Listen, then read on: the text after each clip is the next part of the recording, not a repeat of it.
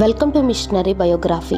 April 22 Mary Slessor గారి యొక్క పరిచర్య భారం.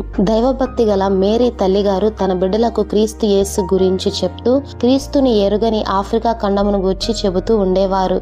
అలా మేరీ స్లెస్సర్ గారు వారి అన్నయ్య రాబర్ట్ గారు ఇద్దరు ఆఫ్రికా ఖండము ప్రజలకు క్రీస్తు గురించి చెబుతా అనేవారు. అయితే మేరీ స్లెస్సర్ గారు మిషనరీగా వెళ్లే ముందు తన పరిసరాలలో ప్రభు గురించి జీవిస్తూ అనేక మందికి సువార్త ప్రకటించేవారు. 10 సంవత్సరాలు కర్మాగారంలో పనిచేశారు.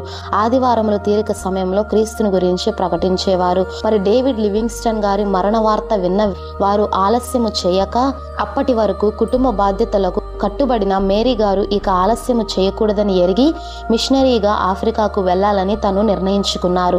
ఆఫ్రికాలోని కలబార్ ప్రాంతమునకు మిషనరీగా వెళ్లారు. ఈ ఇన్ఫర్మేషన్ కనుక మీకు వర్త్ అనిపిస్తే లైక్ చేసి సబ్స్క్రైబ్ చేసి ఇటువంటి మరిన్ని వీడియోస్ కోసం మన ఛానల్ ని ఫాలో చేయండి. Thank you.